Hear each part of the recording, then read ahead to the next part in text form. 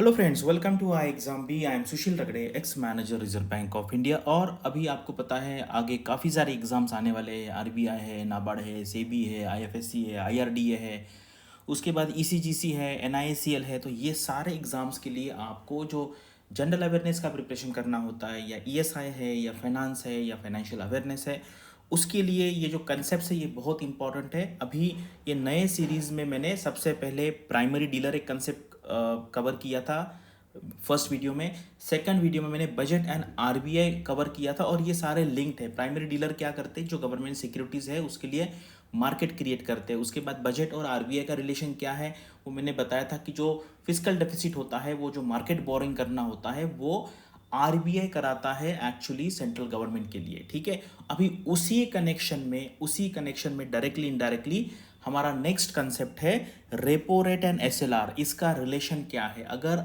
अभी यहाँ पे आप क्या कीजिए, वीडियो स्टॉप कीजिए और लिखने का ट्राई कीजिए कमेंट सेक्शन में कि आपको पता है क्या कि रेपो रेट एंड एसएलआर, या आप एसएलआर सिक्योरिटीज कहिए, इसका क्या रिलेशन है।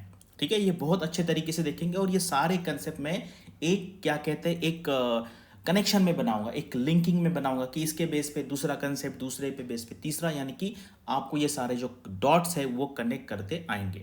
तो चलो यहाँ पे वीडियो हम स्टार्ट करते हैं। तो ये जो बेसिक कंसेप्ट है ये देखो, नंबर के हिसाब से या ओवरऑल ऊपर ऊपर सुपरफिशियल नॉलेज सबको पता है कि रेपो रेट क्या है। अगर कोई पूछेगा तो वो उनको पता है कि ये 6.5% है, करेक्ट। उसके बाद स्टैट्यूटरी लिक्विडिटी रेशो ये क्या है, ये 18% है, ये सबको पता होगा। नियर अबाउट 80-90% लोगों को ये पता होता है। लेकिन अगर मैं पूछूं कि रेपो रेट जो है वो 6.5%, मतलब ये क्या है कि ये है इंटरेस्ट रेट, करेक्ट। जब बैंक्स को पैसे की ज़रूरत होती है, आपको पता है, जैसे मान लीजिए किसी को लोन देना है, बड़ा लोन आ गया 10,000 करोड़, 20,000 करोड़, और बैंक के पास पैसा नहीं है, या फिर किसी की मान लीजिए बहुत सारी एफडी जो है वो मैच्योर हो रही है अगले एक दिन में या अगले 7-8 दिन में, तो बहुत पैसा लगेगा। इमीडिएट पैसा नहीं है तो वो पैसा मार्केट से बोरो करेंगे, मार्केट से नहीं, आरबीआई से यहाँ पे बोरो करेंगे। तो ये मतलब जिस रेट पे reserve Bank of India banks को लोन देगा वो होता है आपका रेपो रेट। लेकिन यहाँ पे क्या है, रेपो का मतलब यहाँ पे हमें समझना है कि ये जो रेपो है ये है आपका रीपर्चेस, करेक्ट। रीपर्चेस, अभी लोगों को थोड़ा सा कंफ्यूजन हो रही है, रीपर्चेस किसका, किस चीज का रीपर्चेस करना है, करेक्ट, किस चीज का रीपर्चेस करना है। तो repurchase of the own government securities, correct. जैसे मान लीजिए अभी मैं आपको यहां पे समझाता हूं, ये है बैंक, ठीक है, और ये है आरबीआई। अभी मान लीजिए बैंक को पैसा चाहिए, ठीक है, तो ये मैं लिखता हूं, ये पैसा आ गया बैंक के पास, पैसा आ गया बैंक के पास। लेकिन बैंक क्या करेगा, बैंक सिक्योरिटीज में इसको ऐसे दिखाता हूं, ठीक है, ये हो गया सिक्योरिटीज। और ये जो सिक्योरिटीज होती है वो होती है एसएलआर सिक्योरिटीज, करेक्ट। यानी कि ये जो डेफिनेशन है, एसएलआर का मतलब होता है जो एनडीटीएल है, डिपॉजिट्स है, net demand and time liabilities, उसका जो मेंटेन करना होता है 18%। मान लीजिए किसी के पास 100 करोड़ का डिपॉजिट है तो 18 करोड़ का सिक्योरिटीज, गवर्नमेंट सिक्योरिटीज होना चाहिए। तो यहाँ पे कैश एंड गोल्ड भी होता है, लेकिन वो नॉमिनल होता है, मेन होता है एसएलआर सिक्योरिटीज। तो ये सिक्योरिटीज यहाँ पे देनी पड़ती है आरबीआई को। तो रेपो का मतलब क्या है, now banks are saying that I will repurchase. और जब बैंक रीपर्चेस करेगा तो ये जो सिक्योरिटी है ये बैंक के पास आएगी, क्योंकि मैंने आपको दिया, नाउ आई एम रीपर्चेसिंग। और उस केस में बैंक ने आरबीआई का जो पैसा है वो वापस किया, इसको कहते हैं रीपर्चेस। मतलब मैंने आपको पहले सिक्योरिटी बेच दी, जब मैं आपको बेचता हूं तो मुझे पैसा आएगा, and now after some time, that is overnight, मैं क्या करूंगा, वो पैसे आपको फिर से दे दूंगा। रीपर्चेस यानी कि मैं कुछ परचेस जब करता हूं तो मैं पैसे देता हूं, ये होता है रेपो का ऑपरेशन। और इस केस में ये एसएलआर है, ये इसको मैं लिखता हूं SLR securities, these are SLR securities. और अगर किसी बैंक के पास एक्स्ट्रा सिक्योरिटी नहीं है, आपको पता है 18% तो मुझे मिनिमम रखना पड़ेगा, तो अभी पकड़ लीजिए कि किसी बैंक के पास 20% एसएलआर सिक्योरिटीज है, ठीक है, 20% है, मिनिमम कितना है 18%, तो रखना ही रखना है, इसके नीचे गया तो पेनल्टी लगेगी। यानी इनके पास 2% एक्स्ट्रा है, करेक्ट। 2% एक्स्ट्रा है और ये 2% ही वो रेपो के लिए यूज कर सकते हैं, ये समझना बहुत इंपॉर्टेंट है।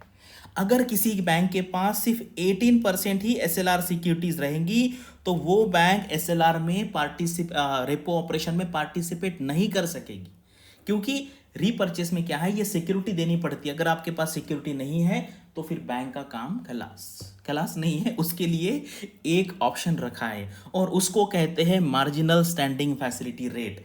यानी कि ऐसे बैंक्स की जिनके पास एसएलआर सिक्योरिटीज नहीं है, फिर उनको यहां पे इस ऑपरेशन के थ्रू लोन लेना पड़ता है।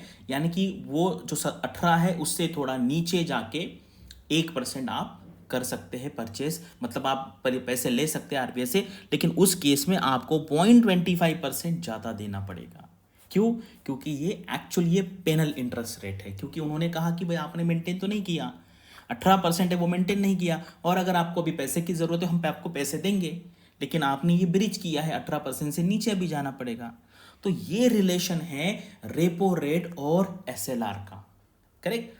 दोनों को, लोगों को क्या है आप भी बताइए, आपको ये पता था या नहीं पता था? बहुत लोगों को ना ये दोनों कंसेप्ट इंडिपेंडेंटली पता है, और वो भी ऊपर ऊपर लेवल पता है कि ये रेपो रेट ऐसा है, उसके बाद एसएलआर है, लेकिन एक्चुअल क्या होता है, ये जो मैंने आपको ऑपरेशन बताया ये है कि अभी देखो, सबसे पहले मैंने प्राइमरी डीलर नाम का कंसेप्ट बताया। ये क्या है? ये जो गवर्नमेंट का बोरिंग प्रोग्राम होता है उसमें जो गवर्नमेंट सिक्योरिटीज का बाइंग सेलिंग करना होता है, उनके लिए प्राइमरी डीलर्स मार्केट अवेलेबल करा के देते हैं।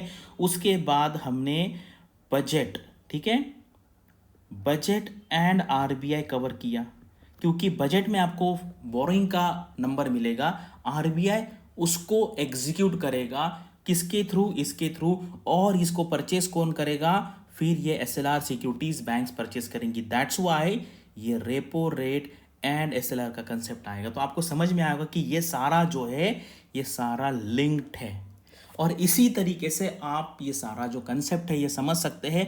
लोगों को ये इंडिपेंडेंटली पता है, ये इंडिपेंडेंटली पता है, ये इंडिपेंडेंट, यानी कि ये जो 5 कंसेप्ट है ये लोगों को, इनका कनेक्शन बहुत कम लोगों को पता है कि यार इसको कनेक्ट कैसे करें।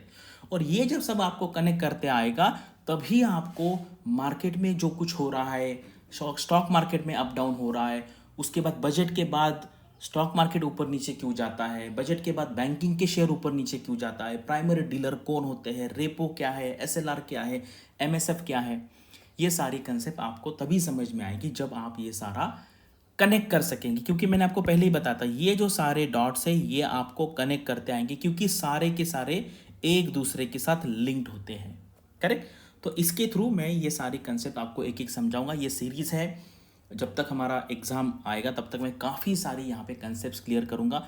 इसी कनेक्शन में आप मुझे कमेंट सेक्शन में बताइए इसी कनेक्शन में और कौन कौन सी कंसेप्ट्स है, क्योंकि मैंने पहले से इसे डिसाइड नहीं किया कि इसके बाद मैं कौन सा बनाऊंगा। ठीक है, मार्केट में कुछ न्यूज़ आता है, आपके कुछ सजेशन होंगे, उसमें से मैं अगला वाला जो कंसेप्ट है वो यहाँ पे आपके लिए लेके आऊँगा। तो आप बताइए ये सीरीज़ में आपको मज़ा आ रहा है, आपको कैसे लग रहा है, आपका अंडरस्टैंडिंग बढ़ रहा है कि नहीं बढ़ रहा है, वो आपको कमेंट सेक्शन है। और अगर आपको सिस्टमेटिक वे में पढ़ाई करनी है तो आप यहाँ पे कॉल करके हमारे मेंटर से बात करते हैं किस तरीके से एग्जाम का प्रिपरेशन करना है।